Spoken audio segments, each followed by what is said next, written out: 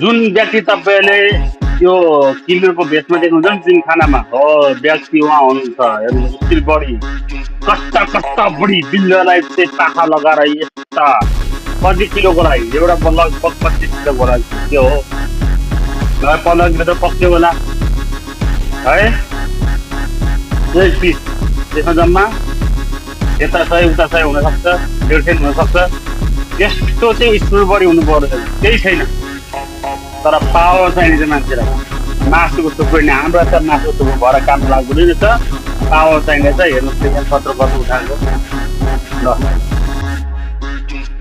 ती 20 किलोको डम्बेल जुरु जुरु 35 किलोको उसले मोब्लेर हिँड्ने व्यक्ति मान्छे हो नि त्यसरी नै